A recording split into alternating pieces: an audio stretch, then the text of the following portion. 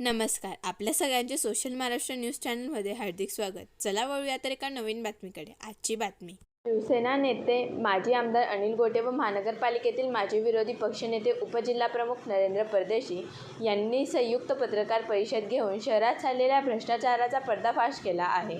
आदिवासींच्या सुगडीमध्ये भ्रष्टाचार करून निकृष्ट डांबराचे काळे धंदे करून जास्त माजू नका. छत्रपतीच्या नावावर बाजारपेठेतील 75 कोटी रुपयांची जागा जन्मात हडप करू देणार नाही. आमचा विरोध छत्रपती शिवाजी महाराजांच्या जगातल्या कुठल्याही स्मारकाला कधीही नव्हता, कधीही नसेल. आम्ही मूळ या मातीतले आहोत, पोट भरण्यासाठी आलेलो नाही, असा इशारा माजी आमदार अनिल गोटे यांनी विरोधकांना लावला आहे. हे शिवस्मारक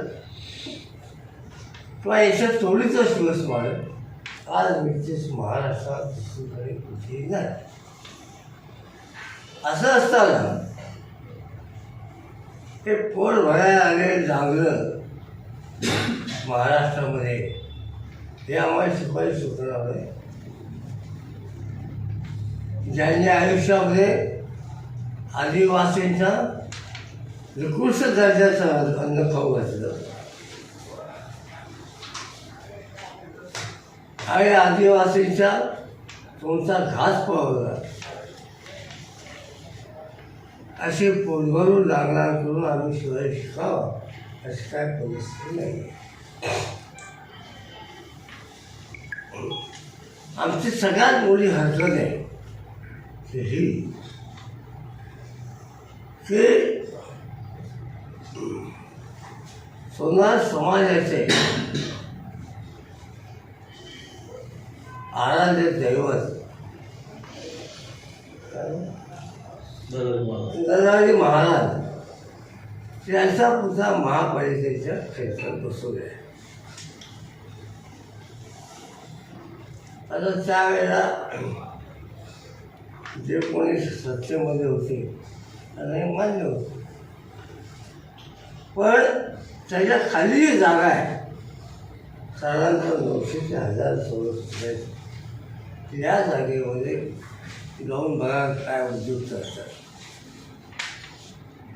आता ह्या पुतळ्याचं जे बांधकाम योजित आहे त्याच्याखाली 1500 चौरस फूट जागा, 51.5 आणि 2 शून्य नव्याने तयार होणार आहे.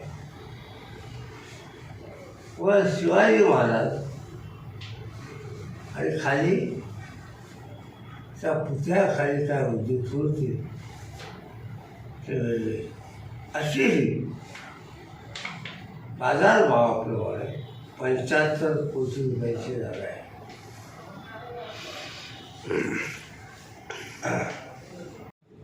चुकीचं इंटरप्रेशन केल्यामुळे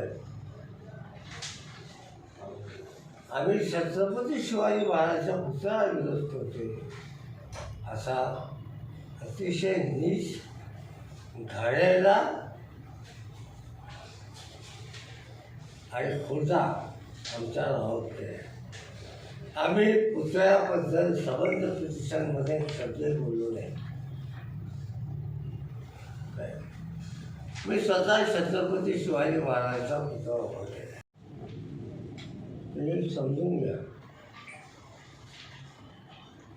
आणि कमर्शियल जागा आहे म्हणजे आम्हाला सुजोड करणारा परवानगी आहे.